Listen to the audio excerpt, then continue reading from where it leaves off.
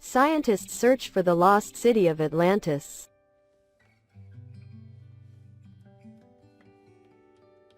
Is one of the world's greatest mysteries about to be solved?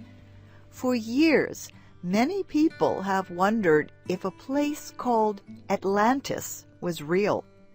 The ancient Greek philosopher Plato first wrote about Atlantis long ago. If it did exist, where was it? About 2,500 years ago, Plato wrote about an island near the Pillars of Hercules. He said it was home to great leaders who had unusual powers. They had many ships and were very scientifically developed.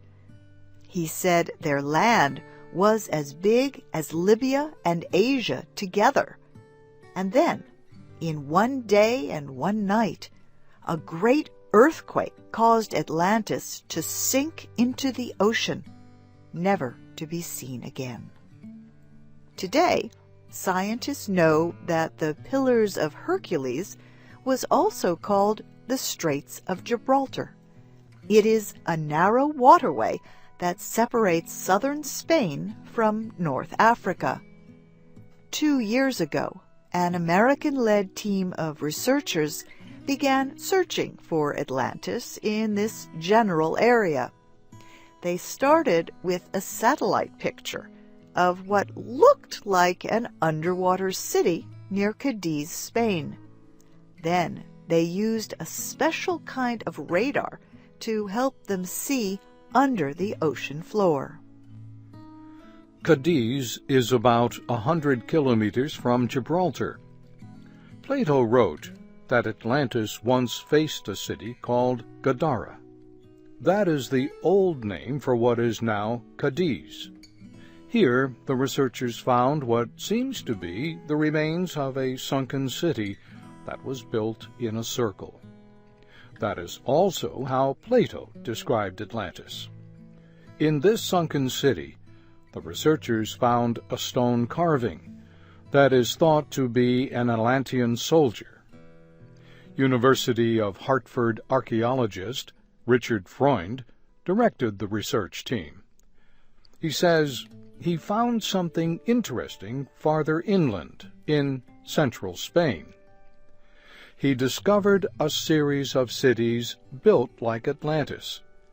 He thinks they may have been made by people from Atlantis who escaped the earthquake and waves that covered the area. His work was described in a television program on the National Geographic Channel. There are many people who think that the search for Atlantis is a waste of time. They say that Plato made up the story. They look at his work as fiction, a good story that was never meant to be taken as true. They also think it was not possible for so large an area to be destroyed in so short a time. Professor Freund and his team know that many people think Atlantis was never real, but his team plans to continue their research under the sea and in central Spain. The Industrial Revolution of the 18 and 1900s was a time of great change for the world. Factories and their machines began to do much of the work that human beings had once done by hand. But many of those machines used coal to provide their power. Pollution of the air and water quickly became a problem. Many people think that the Industrial Revolution was the first time people began to have a major effect on the Earth's ecology. That, they say, was the beginning of climate change. But now, a new report says that humans started these changes thousands of years ago. Jed Kaplan and Kristen Krumhart did the research. Both are with the Federal Polytechnic School in Lausanne, Switzerland. They say people began to harm the planet when they began cutting down trees to make farmland and places to live. The Swiss researchers think this could have started 8,000 to 10,000 years ago. Trees and plants take in the gas carbon dioxide and give off oxygen. But if a great many trees are cut down, more carbon dioxide rises into the air. That, the scientists say, causes our planet to heat up. This causes climate change, also known as global warming. In 2003, American William Rudiman first proposed that global warming resulted from human activities thousands of years ago. The University of Virginia professor even thought that this warming was so great that it helped the Earth avoid another ice age. His critics say there were not enough people on Earth at the time to cause that much damage. But Professor Rudiman believes he is right, and so do the Swiss researchers. Professor Kaplan and Ms. Krumhart built a model to see how land use changed over time. Their results show that nearly 2 times the amount of carbon was released into the air thousands of years ago than had been thought. They also made a video so people could see how land use had changed over thousands of years.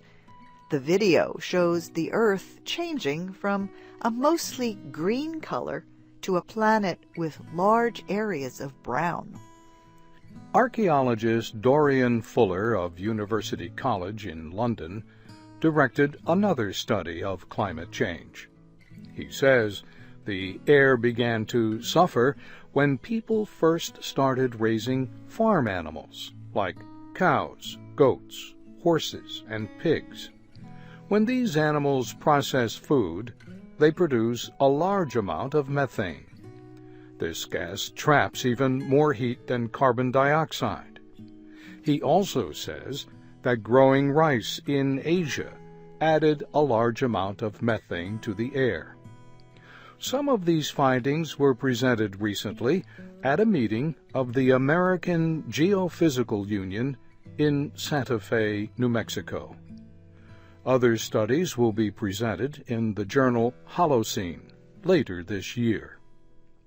Other than reducing the levels of these carbon gases, what can we do to help the environment? Scientists agree: plant more trees. That is a curiosity. That is something that people in the southern United States often said when they saw something unusual that could not be explained easily. It also is probably what a number of reporters said earlier this month when they were permitted to see a machine that will be sent to the planet Mars. It is called a rover, and its name is Curiosity. The reporters saw the machine at the Jet Propulsion Laboratory in Pasadena, California. The name of this space vehicle came from Clara Ma, a student from Kansas. 2 years ago, she won a competition to name the rover. She also plans to be at the launch area in Florida in November when Curiosity is sent on its way. The new Mars rover is about the size of a small car. It is about 3 meters long and weighs over 900 kilograms. Curiosity is much heavier than older rovers called Spirit, Opportunity, and Sojourner. The American Space Agency says it will take Curiosity about 10 months to reach Mars. Then it will land, move around on its 6 large wheels, and begin a number of experiments. Scientists think Curiosity will send information back to Earth for at least 2 years. They hope it will find signs of life on the red planet. The space agency has called Curiosity a rolling laboratory. It will carry 10 instruments to test the Martian surface. A laser will be used to break up large objects it finds. It will have a drill to cut open and examine the inside of rocks. There are also cameras that can see long distances. Curiosity even has an arm that can touch things and send the information back to Earth. The new Mars rover will have a nuclear battery that will enable it to travel great distances. It will not use energy from the sun, as in the past. Scientists have not decided exactly where on Mars they will land the vehicle. They are looking for a place that might offer the best chance for finding microbes, extremely small forms of life. However, they think they have found 4 such places. Getting to name the Mars rover was exciting for Clara Ma. Going to the launch will also be special. But there is one more prize that Clara won. Space agency officials are letting Clara sign her name on the bottom of the rover. Now, isn't that a curiosity? While we are talking about space, here is another piece of news. A company called SpaceX announced that it will be testing a new rocket next year. It is called the Falcon Heavy. The company says Falcon Heavy will be the most powerful rocket ever built. It will be able to carry 2 times more weight than the older Saturn V rocket. And scientists say that it will be able to carry a spacecraft around the Earth, to the Moon, or even to Mars.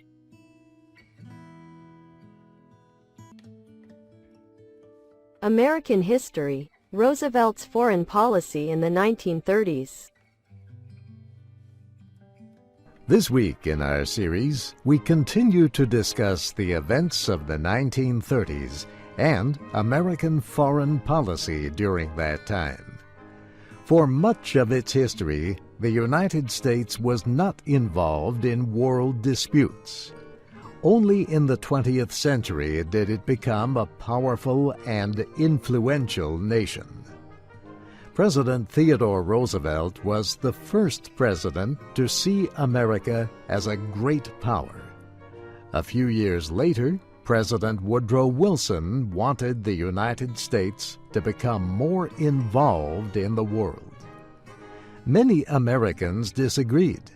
They wanted to stay out of international conflicts.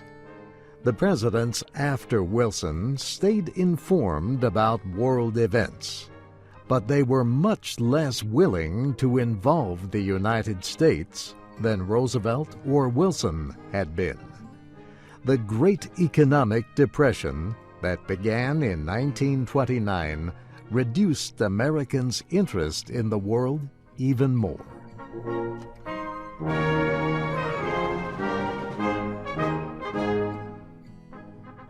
Now, here are Doug Johnson and Shirley Griffith. Franklin Roosevelt became president in 1933. Franklin Roosevelt was not like most Americans. He knew the international situation well from his own experience. Like Theodore Roosevelt and Woodrow Wilson, he wanted to expand America's foreign policies. The terrible crisis of the Depression, however, forced him to spend most of his time on national economic issues. he was able to deal with international issues only very slowly. One of his most important first efforts was to improve relations with Latin American nations. 30 years earlier, President Theodore Roosevelt said the United States had the right to intervene in Latin America. In the years that followed, the United States sent troops to several Latin American countries. Many political leaders in the area accused the United States of treating them like children. Leaders throughout Latin America criticized the United States bitterly at a conference in 1928. When Franklin Roosevelt became president, he promised to treat Latin American nations as friends.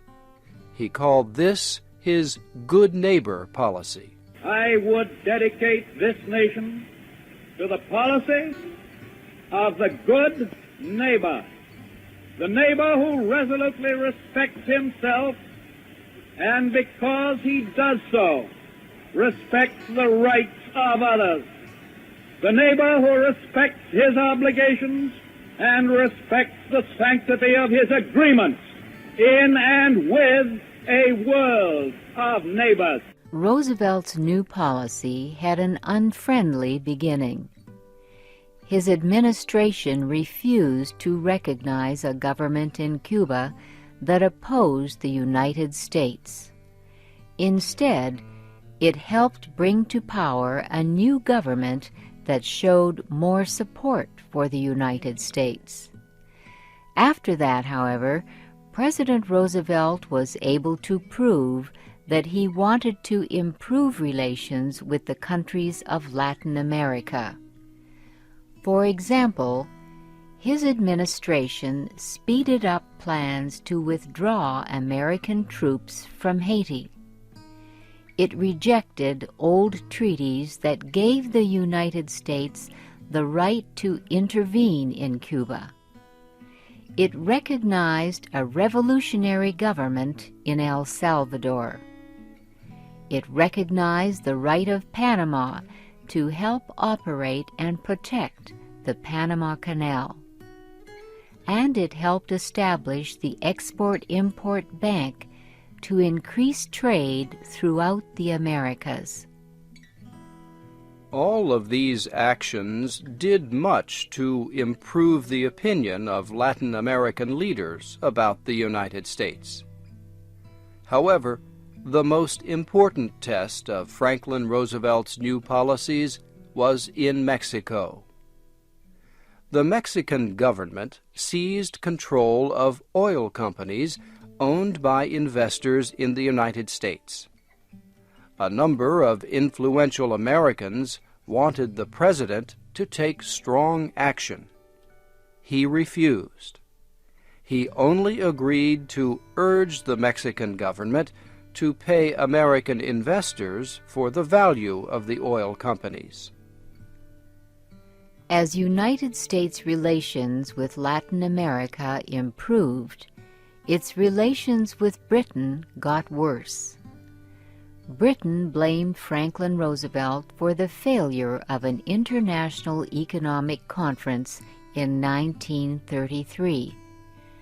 It also felt the United States Congress was unwilling to take a strong position against international aggression by other nations.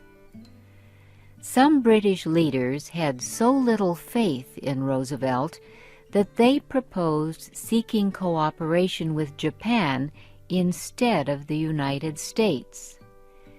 New leaders in Japan, however, soon ended this possibility.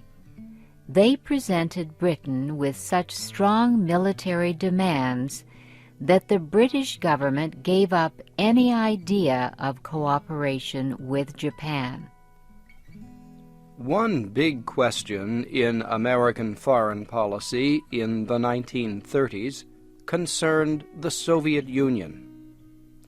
The United States had refused to recognize the government in Moscow after the Bolsheviks took control in 1917.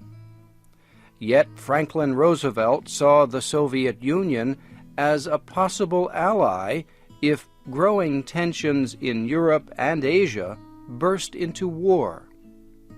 For this reason, he held talks in Washington with a top Soviet official. In 1933, he officially recognized the Soviet government. President Roosevelt hoped recognition would lead to better relations. But the United States and the Soviet Union did not trust each other. They immediately began arguing about many issues. Within 2 years, the American ambassador to Moscow urged President Roosevelt to cut diplomatic relations with the Soviets. Roosevelt refused. Relations between the two countries became even worse.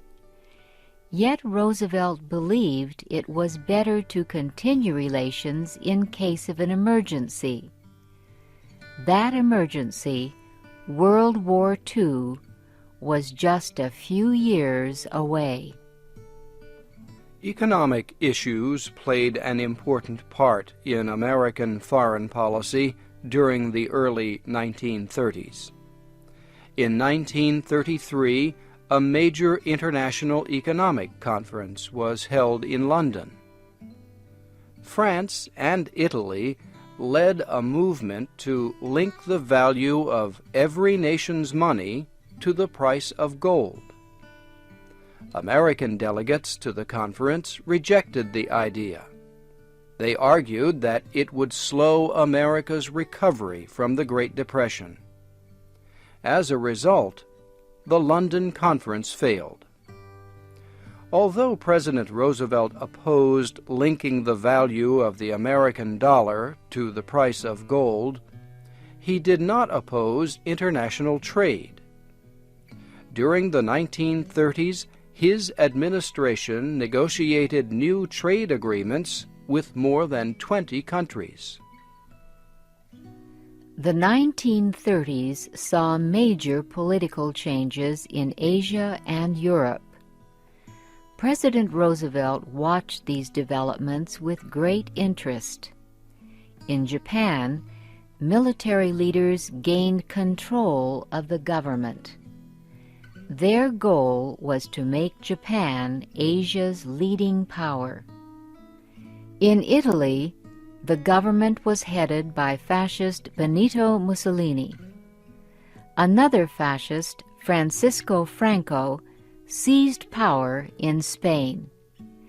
And most important, Adolf Hitler and the Nazi Party increased their strength in Germany. Franklin Roosevelt understood much sooner than most Western leaders the threat that these new leaders represented. Most Americans shared Roosevelt's dislike for the new fascist movements. However, Americans felt another emotion much more strongly. It was their desire to stay out of war. World War I had just ended 15 years earlier.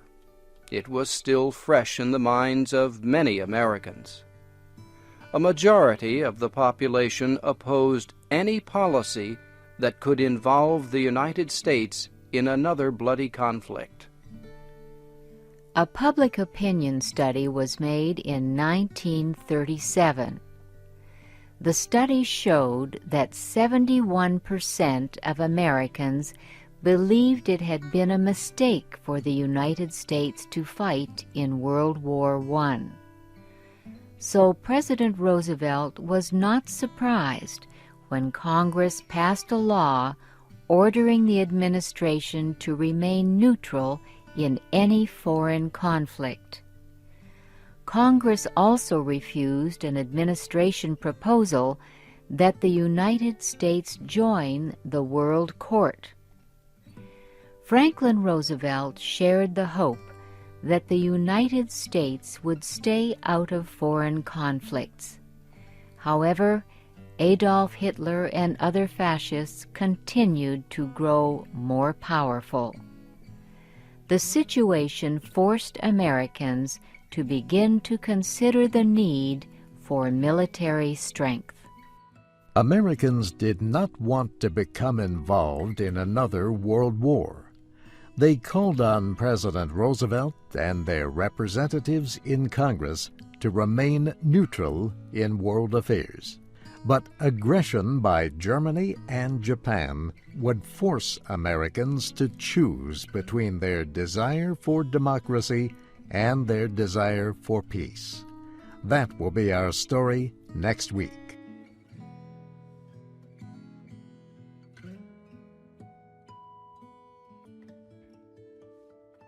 How to make your own solar water heater.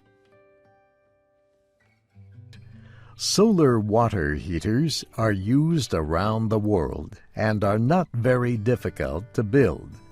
The system we are going to describe is based on a design developed some years ago in Afghanistan. Since then, it has been built and used in many countries.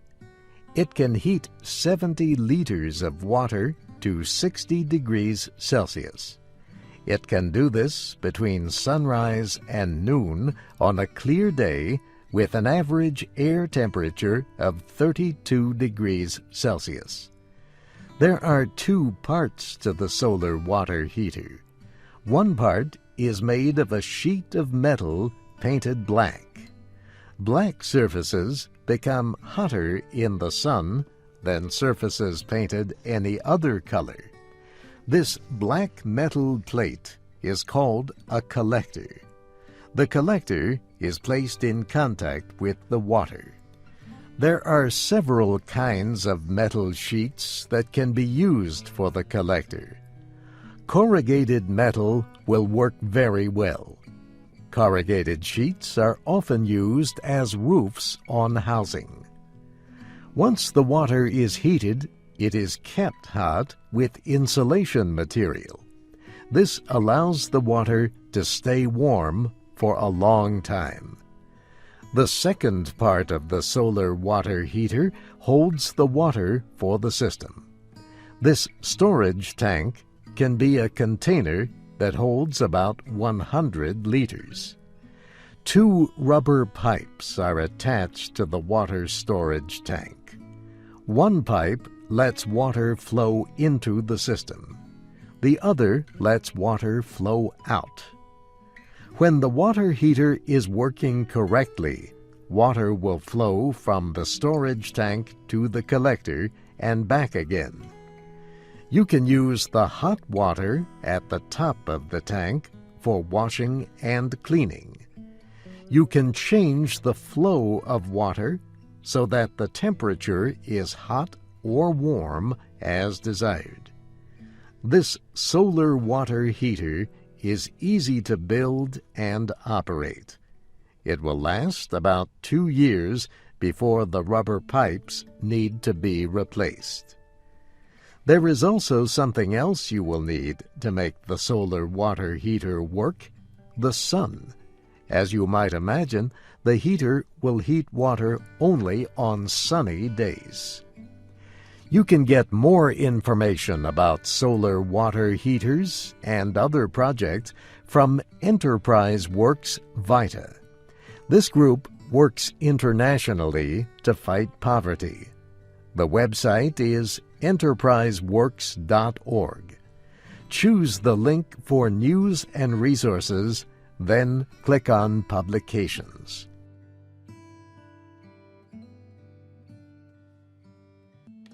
Growing chili peppers, a heated subject. Some people say eating hot chili peppers can help you breathe easier if you have a cold. Others believe that chilies give you more energy. All we know is that people have been growing chilies for centuries, and there are plenty of different kinds of chili peppers to choose from, along with different levels of heat. Want to spice up your meals with homegrown chilies? They need a warm climate. If you plant the seeds outside when the weather is cool, place a glass over them. That will add warmth from the sun and protect them from wind. You can also start the seeds in your home or a greenhouse. If you plant chili peppers inside, fill an 8-centimeter pot with soil. The pot should have holes in the bottom so water can run out. Tap the sides of the pot to settle the soil. Drop several seeds over the surface of the pot and cover with a thin layer of vermiculite. Vermiculite is a material that can hold air, water, and nutrients. Then cover the top of the pot with a see-through plastic bag. Hold the bag in place with a rubber band. Place the pot in a warm area. When the chilies start growing, take off the bag. When the plants have reached about 2 centimeters high, place each one carefully in its own 8-centimeter pot. When the roots show through the holes in the bottom of the pot, transplant each seedling into a 12-centimeter pot. When the plants are 20 centimeters high, tie the plants to a stick placed in the pot to support them. When the chili peppers are 30 centimeters high, pinch the tops off with your fingers. That should get new branches to grow. When the first flowers show, give the plants some potash fertilizer. When the weather is warm, put them into 5-liter pots and place them outside. Make sure they get a good amount of light and water. Some people like mild chilies. Others like plenty of heat. Some like to harvest the plants when the chilies are green. Others like their chilies red. Either way can give color and taste to many different foods. Beauties in the garden, growing ornamental trees and bushes. Trees and plants are called ornamentals if their main job is to add beauty and interest to a garden. Dogwood trees, for example, are a popular ornamental in some areas because of their white or pink blooms in the spring. Cherry and plum trees can also add beauty to landscaping, even if they never produce fruit.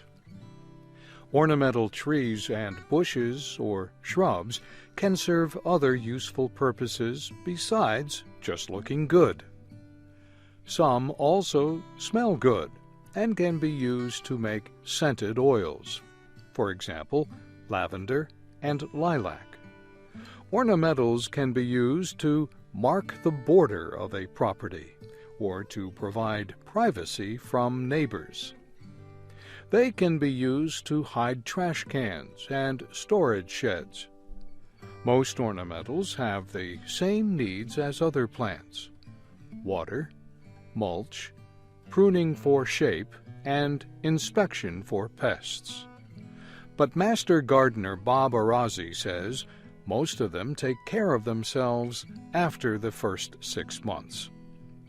Bob Arazi is a horticultural advisor in Howard County, Maryland.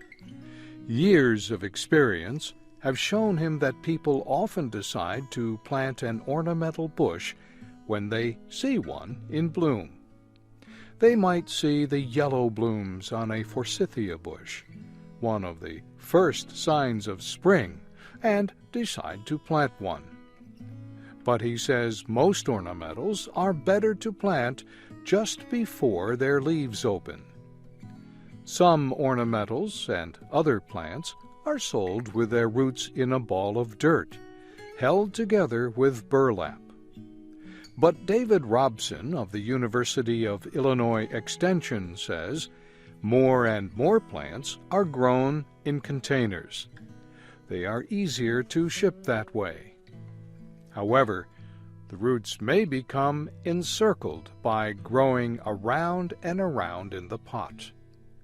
So his advice is to pull the plant out of the container. Then cut the bottom half of the root ball into 4 parts. This process is known as butterflying. The bottom of the root ball will look something like the spread open wings of a butterfly. David Robson says planting the root ball this way will improve growth. It's amazing on a tree or shrub how much faster growth you will get, but you do have to remember by butterflying you are cutting down the overall height of that root ball.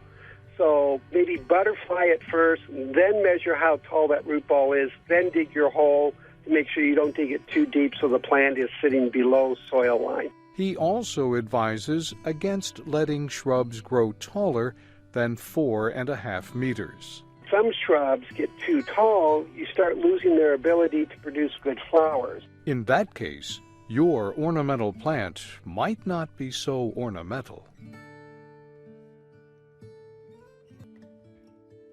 Grow it yourself, turning bulbs into beautiful blooms. Bulbs are underground plant stems. They provide food for a shoot. Some bulbs produce flowers year after year.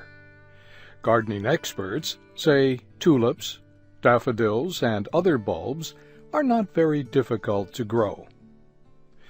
Bulbs do well in climates with a cold season. They are placed in the ground about the time of the first frost. But with the right preparation, they can also grow well in places where the ground never freezes. Mike Lizotte of American Meadows, an online store, says before you start, you need to know whether to plant tender bulbs or hardy bulbs. If you live in a cold area, a tender bulb will need special care when the growing season is over. If you want that bulb to survive or come back, you would literally have to dig it out of the ground and bring it inside into a warm area, because it will not survive, or it would get killed by the cold temperatures. But Mike Lizotte says a hardy bulb can stay in the ground all year. A hardy bulb is one that prefers cold temperatures, so therefore it can be left in the ground, such as a daffodil or a tulip. Sandra Mason from the University of Illinois Extension Service has some suggestions to get a good start on planting bulbs.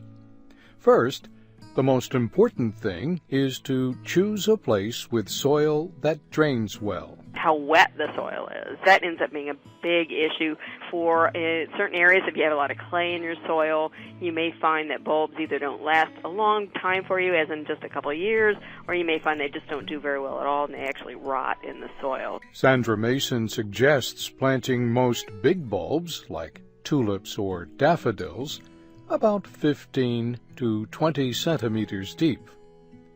Smaller bulbs can be planted about 7 to 10 centimeters deep. She says she enjoys planting smaller ones like snowdrop bulbs. I love planting those because you don't have to dig a very deep hole. We like those. Bulbs should be planted with their pointed end up, toward the surface. But some bulbs do not seem to have a pointy end. In that case, Ms. Mason says, look for an eye that might have a stem. But don't worry if you cannot find one. The good news is the bulbs will figure it out. Do not use fertilizer for the first year. After that, if you do fertilize the bulbs, do not mix the fertilizer in the planting hole. It could burn the roots. There is a trick people can use to grow bulbs in places where the ground never freezes. Keep the bulbs cold in a refrigerator for about 3 months. Then take them out and let them get used to the warmth. Now, the bulbs will be ready to develop normally, colorful blooms and all. A social network aims to speed up progress in science. A few years ago, a university researcher was having problems with an experiment that involved medical imaging. His advisor and his friends had no solutions. The researcher was Iyad Madish at Harvard in Massachusetts. I was so frustrated. I said, there has to be something online where I go, where people can, present themselves as a scientist, where they put the information about the research, publications, and you can search for it. The solution was to start a scientific network to connect researchers and share information. ResearchGate is similar to another social network developed at Harvard, Facebook. But Mr. Madish says the purpose of his site is to make scientists more productive. My goal to win the Nobel Prize. And I really believe in that. If we think that ResearchGate will accelerate research in all the different fields, it will change the speed of science significantly in the future. So I definitely believe that ResearchGate could win the Nobel Prize for that one day. Investors liked the idea, including a former Facebook executive and the same investment group that put money into Twitter. So far, 900,000 people have signed up as members of ResearchGate. Logging in. One of those users is Caroline Moore Coakless at Boston University. Her profile page shows her picture and her specialty, neuroscience. It also lists her doctoral advisor and the work she has published. She can follow other researchers and click onto group pages that discuss different subjects. Let's see what's going on in the computational neuroscience group today. She also uses Facebook, but says people almost never discuss science there.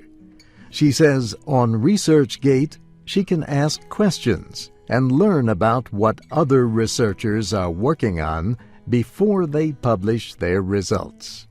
She can also learn about recently published science. The scientific literature is so huge at this point that it's really impossible to get through, everything in your topic area. People really rely on hearing it from other people. ResearchGate developer Iyad Madish says he knows his site will only prove valuable if scientists use it to help each other. But not every user is pleased with it.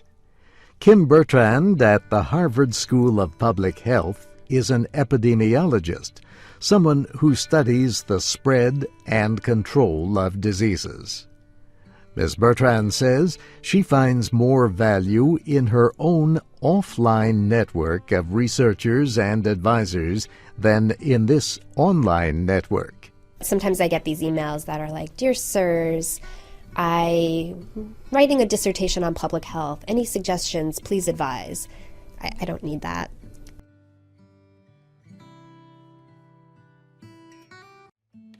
How an allowance helps children learn about money. Many children first learn the value of money by receiving an allowance. The purpose is to let children learn from experience at an age when financial mistakes are not very costly.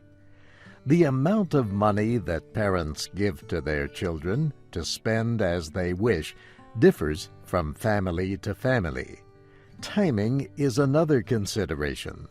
Some children get a weekly allowance. Others get a monthly allowance. In any case, parents should make clear what, if anything, the child is expected to pay for with the money. At first, young children may spend all of their allowance soon after they receive it. If they do this, they will learn the hard way that spending must be done within a budget. Parents are usually advised not to offer more money until the next allowance. The object is to show young people that a budget demands choices between spending and saving. Other children may be responsible enough to save money for larger costs like clothing or electronics. Many people who have written on the subject of allowances say it is not a good idea to pay your child for work around the home. These jobs are a normal part of family life. Paying children to do extra work around the house, however, can be useful. It can even provide an understanding of how a business works. Allowances give children a chance to experience the things they can do with money. They can share it in the form of gifts or giving to a good cause. They can spend it by buying things they want, or they can save and maybe even invest it.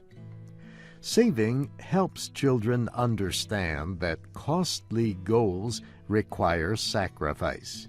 You have to cut costs and plan for the future. Requiring children to save part of their allowance can also open the door to future saving and investing. Many banks offer services to help children and teenagers learn about personal finance. A savings account is an excellent way to learn about the power of compound interest. Compounding works by paying interest on interest. So, for example, $1 invested at 2% interest for 2 years will earn 2 cents in the first year. The second year, the money will earn 2% of $1.02, and so on. That may not seem like a lot, but over time it adds up.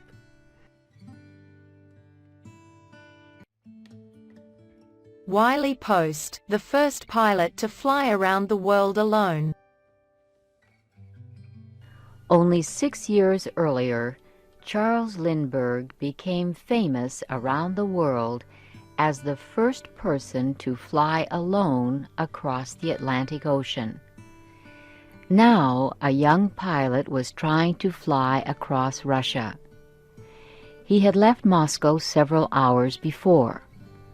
All he heard was the sound of the one engine that powered his plane.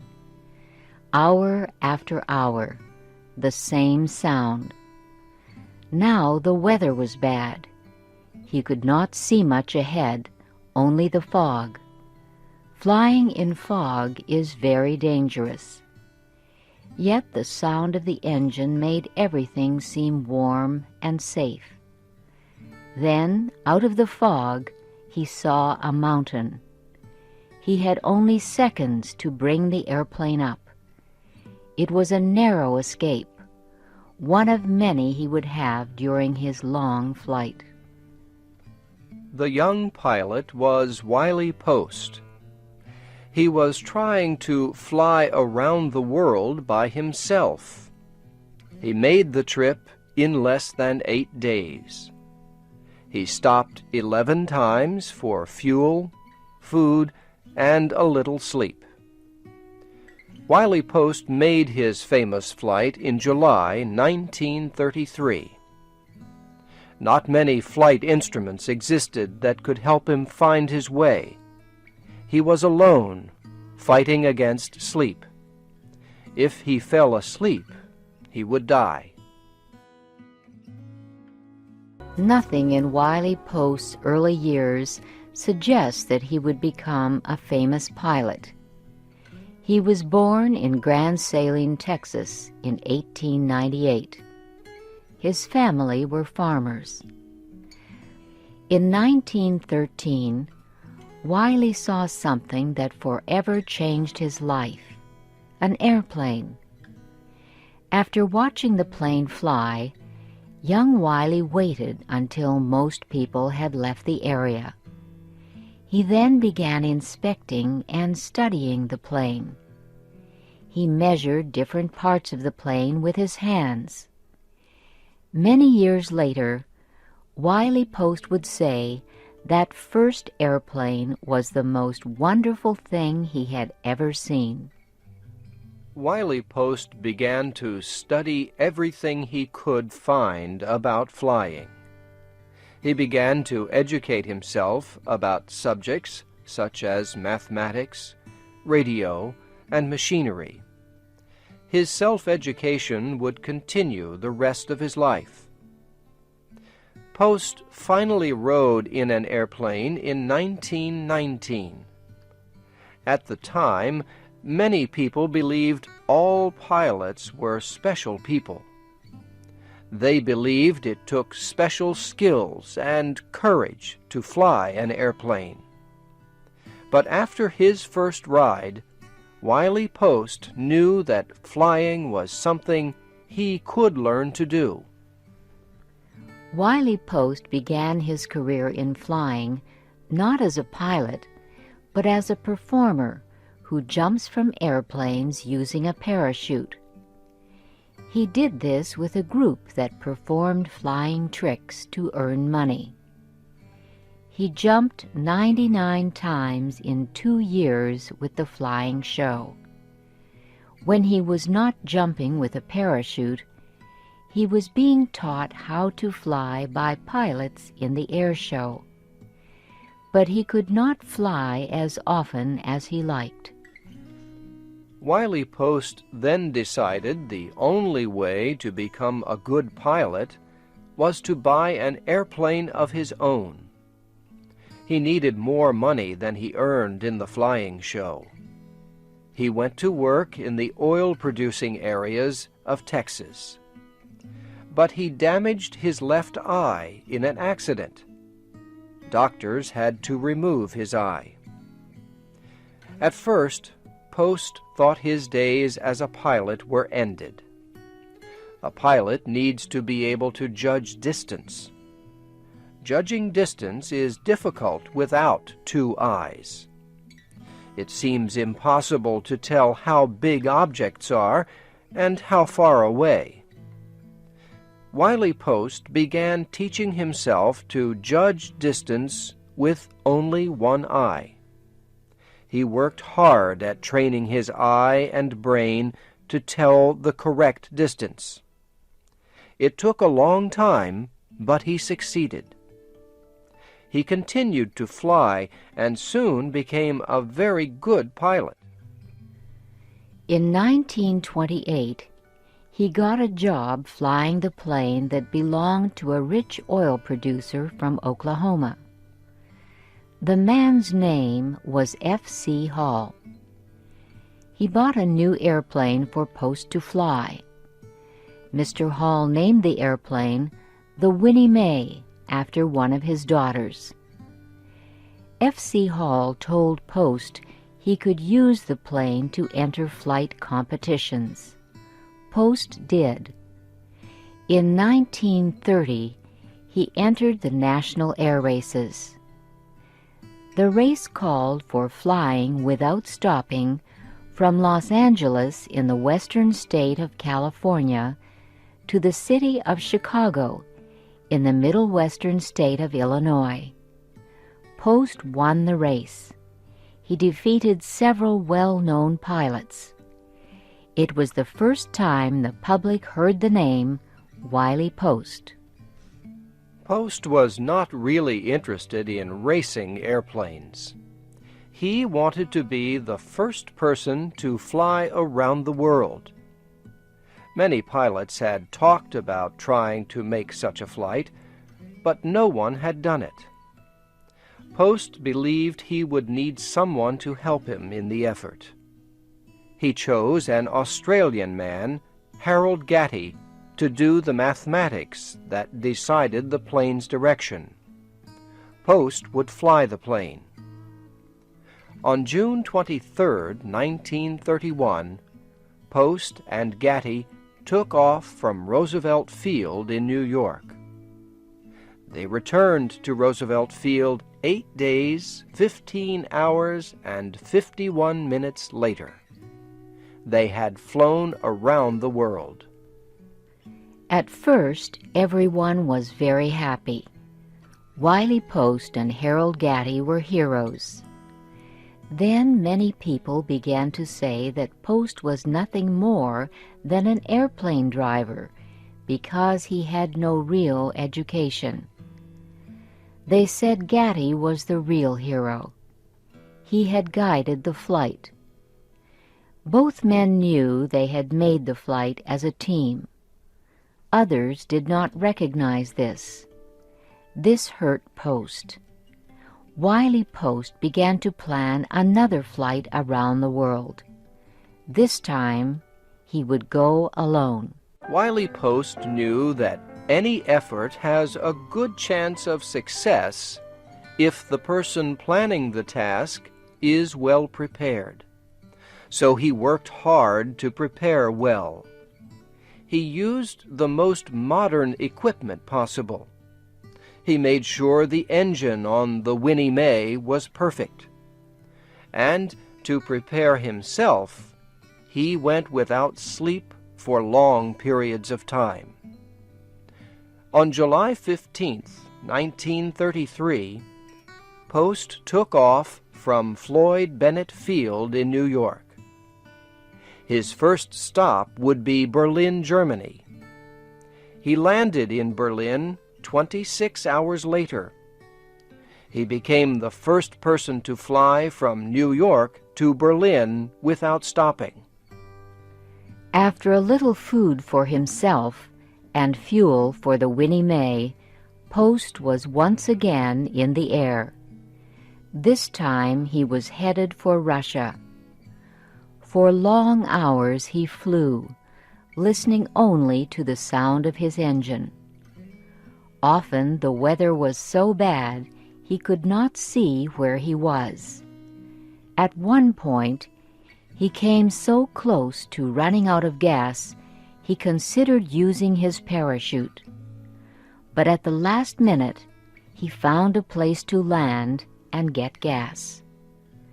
The flight across the huge width of Russia was difficult. He made several stops for gas and a few hours' rest before flying across the Bering Sea to Alaska. By now, he was very tired. To keep himself awake as he flew east during the long night, Post tied a piece of string to one finger. The other end of the string was tied to a heavy aircraft tool. He held the tool in his hand. If he started to fall asleep, the tool would fall from his hand. The string would pull his finger and wake him. From Fairbanks, Alaska, he flew to Edmonton, Canada, and then on toward New York. More than 50,000 people waited at Floyd Bennett Field. Wiley Post gently landed the Winnie Mae long after dark. He had flown around the world in 7 days, 18 hours, and 49 minutes. Thousands of excited people rushed toward the plane. Wiley Post was a hero. He had become the most famous pilot in America. In 1935, only 2 years after his around-the-world record flight, Wiley Post was killed in a flying accident in Alaska. Post and the famous American humorist Will Rogers were killed when Post's plane crashed on takeoff near Point Barrow.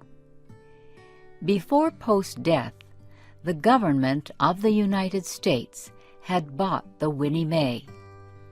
The Smithsonian's National Air and Space Museum in Washington, D.C. owns the plane. You can see it at the museum's Stephen F. Udvar-Hazy Center in Chantilly, Virginia. Many pilots have flown around the world since Wiley Post made his famous flight. His record was first broken only a few years after his death. Since that time, many records for the trip have been made and broken. Yet Wiley Post was the first to fly around the world alone.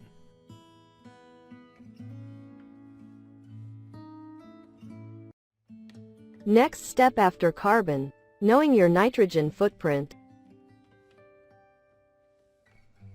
A carbon footprint is the amount of carbon dioxide pollution that we produce as a result of our activities. Some people try to reduce their carbon footprint because they are concerned about climate change. Now, researchers have a way for people to measure how much nitrogen pollution they produce, their nitrogen footprint. All plants and animals need nitrogen. Nitrogen is a major element in the proteins in our bodies. The atmosphere is mostly nitrogen. In the early 20th century, scientists learned how to take nitrogen out of the air and make it into a form that plants could use. University of Virginia professor Jim Galloway calls synthetic nitrogen fertilizer a wonderful invention because it increased food production. But he says many parts of the world use too much nitrogen fertilizer, and that harms the environment. It contributes to smog, acid rain, loss of biodiversity, dead zones along the coast, global warming, stratospheric ozone depletion. The list is quite long. So, Professor Galloway and other researchers have developed a nitrogen footprint calculator. This web-based tool asks people about the foods they eat, and questions like how much they fly and drive, and how big a house they live in. Researchers say the average American produces 42 kilograms of nitrogen pollution a year. Some of that comes from fossil fuels like oil and coal. But more than 70% involves food. University of Virginia researcher Allison Leach says Americans eat almost twice as much protein as the government recommends.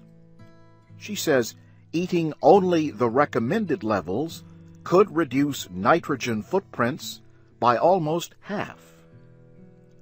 Professor Galloway says animal protein plays a big part.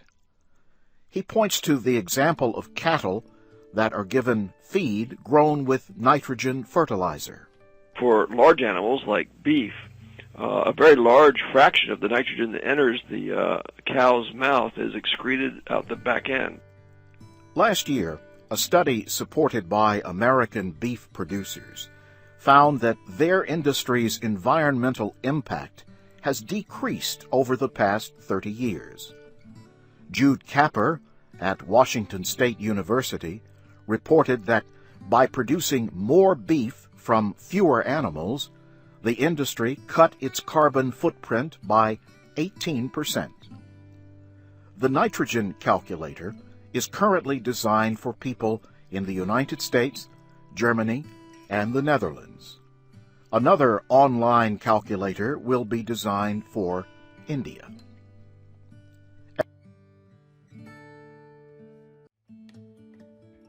How sharks have paid the price for demand for shark fin soup. A picture in the newspaper shows a person standing next to a huge shark. The body of the shark is hanging with its head down. The words below the picture say the shark was a very big one, or perhaps it was one of the biggest ever caught in the area. The person who brought in the shark is smiling. That person won a battle with what has been called one of nature's fiercest creatures. Some people, however, do not approve of catching sharks. They do not think all sharks are terrifying enemies. They know that studies show lightning and snake bites hurt more people than do shark attacks. Sharks kill about 10 people a year, yet people kill tens of millions of sharks a year. Activists for sharks note that sharks are valuable in the ocean. They eat injured and diseased fish. Their hunting means other fish do not become too great in number. This protects other creatures and plants in the ocean. Wildlife activists worry that some kinds of sharks are in danger of disappearing. The National Oceanic and Atmospheric Administration estimates fishing operations kill more than 100 million sharks every year. Sharks are harvested for meat and cartilage, liver oil, and especially for their fins. And many sharks die when fishermen harvesting other kinds of fish pull in sharks by accident. Sharks are vulnerable to overfishing. Sharks grow and develop slowly and do not produce many young. George Burgess leads the International Shark Attack File at the Florida Museum of Natural History at the University of Florida in Gainesville. He says shark attacks increased during the past century for a good reason. Hundreds of millions of people now use the world's oceans. The International Shark Attack File says the number of shark attacks rose 25% last year. 79 shark attacks were reported in 2010. 6 people were killed. The file gives likely reasons for the increase, including higher water temperatures because of unusually warm weather. There were 36 shark attacks in the United States, the most of any country. The International Shark Attack File describes shark attacks as either provoked or unprovoked. An unprovoked attack means the person is alive when bitten. It also means the person must not have interfered with the shark. But some divers interfere with sharks on purpose. They want to get the attention of sharks, perhaps to take pictures of them. The diver may put food in the water to get the animal to come close. Sharks do not normally want to be with people, but their excellent sense of smell leads them to food. Some experienced divers say they may not face danger when near a shark, but they say the next person who comes near the shark may be in trouble. The animal's experience with being fed may make it connect food with people. Some divers and filmmakers enter a shark's territory while inside containers made of steel. Others wear heavy metal equipment for protection, and others get near sharks wearing only normal diving equipment. This close contact with sharks has its critics. Some people say it is an invasion of the animal's territory for no good reason. The contact can produce exciting films that may increase public interest and sympathy for sharks, but they may also make us more afraid of them. Today, a major threat to sharks comes from shark fin soup. This food has increased in popularity over the years. Fisheries can earn a lot of money for even 1 kilogram of shark fins. Finning, as it is called, is big business. Fishers cut off the shark's fin while the shark is still alive and throw the animal back into the water. The shark is unable to swim or eat. In hours or days, it bleeds to death on the bottom of the ocean. Wildlife protection groups and many people worldwide have denounced finning as torture. Some areas have banned this activity, but it is hard to enforce the ban in many places. Many people want to save sharks and stop finning. One of them is John McCusker.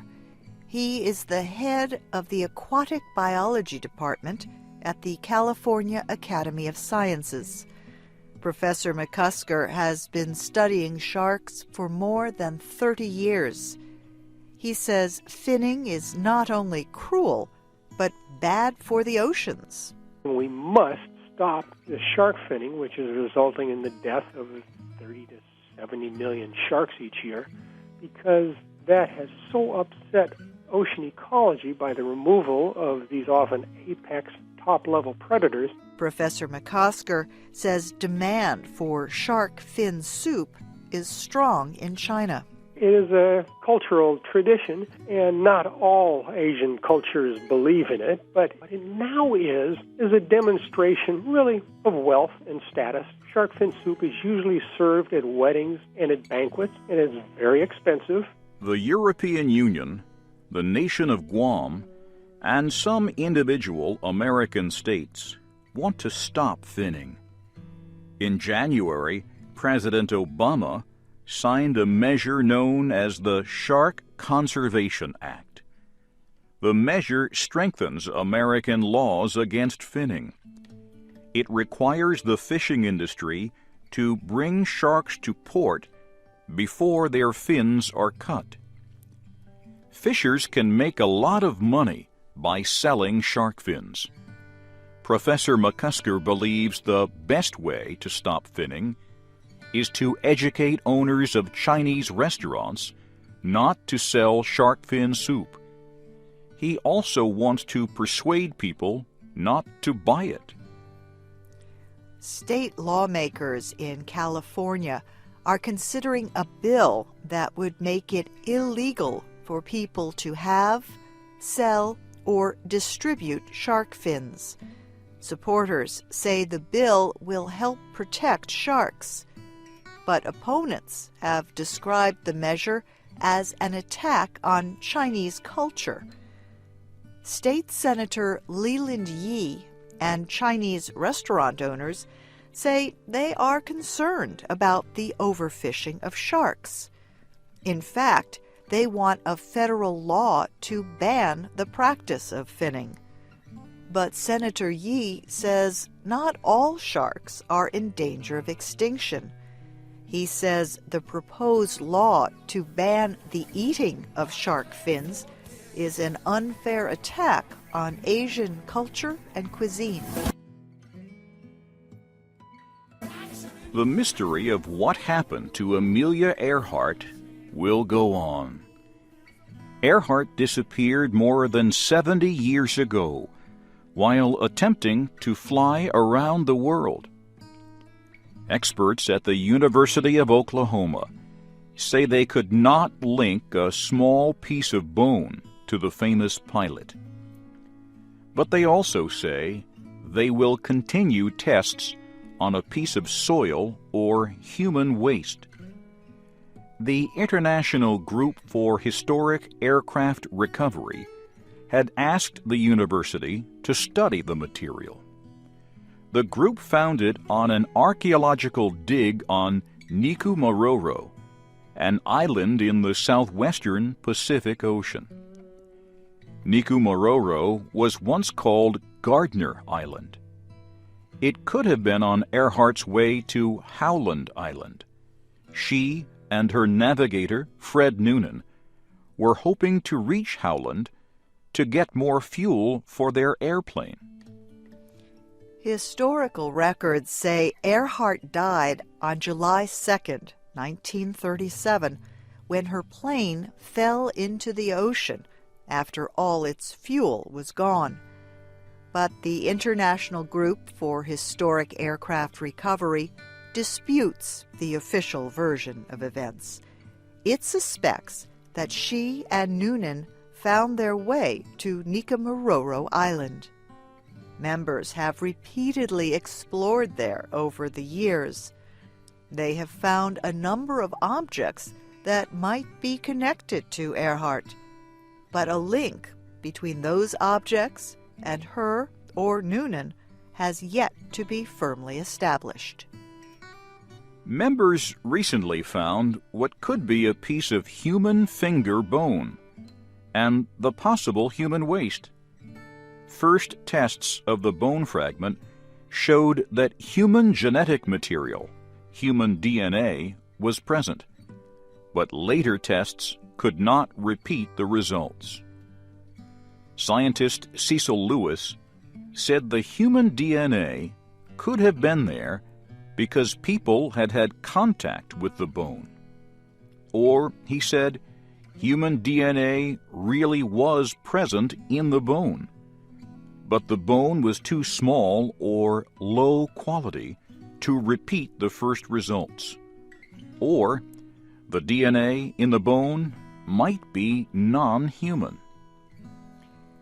The test results of the piece of soil or waste material were more promising.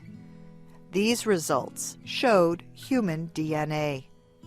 Mr. Lewis said his team is using a genetic method to examine bacteria species inside the material.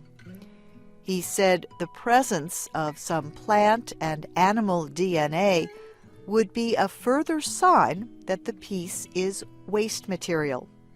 That material could contain information about what the individual was eating and his or her health.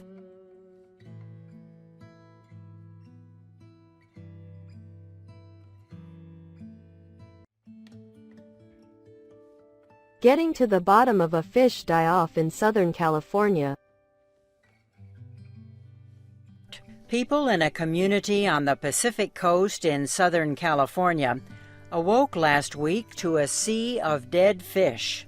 About 850 sailboats and powerboats come and go from the marina at King Harbor in the city of Redondo Beach. But the sardines that swam into the marina never swam out. Estimates put the number of dead fish in the millions. Local resident John Archibald described the smell this way. Not bad. Well, I wouldn't be ordering any pizzas around here lately. Reporter Pete Demetrio from KNX News Radio in Los Angeles also spoke to another man who has lived in the area for 26 years. Die-off was as bad as I've ever seen, but they cleaned it up pretty quick, so there's not too much smell. Well, you've got a few fish on the top here, but they're concerned that a lot of it may still be down there on the bottom. What do? Do you try to clean it up, or let it just basically decompose? No, just let it go. The crabs will get it.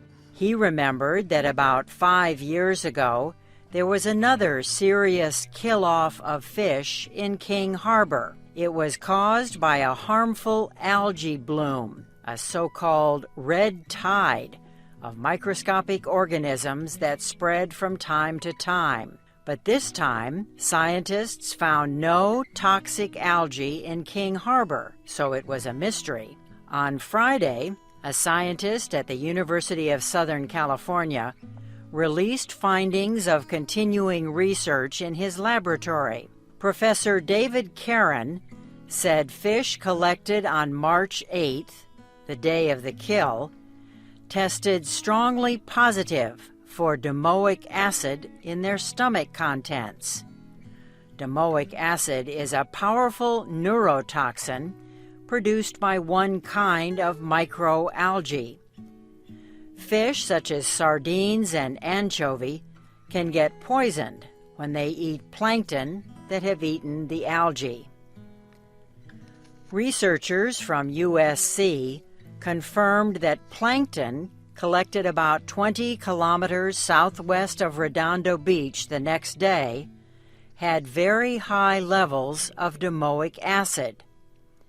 This would support a theory that the fish became poisoned in coastal waters before entering the harbor. High levels of domoic acid in the sardines may have worsened the effects of oxygen loss in the water as the fish crowded into a limited space. Or the domoic acid may help explain why they entered the marina. Professor Karen said research shows that domoic acid poisoning can cause abnormal swimming in some kinds of fish. Harmful algae blooms are a common cause of fish kills. Domoic acid can also cause neurological disorders and death in animals that eat fish poisoned with the neurotoxin.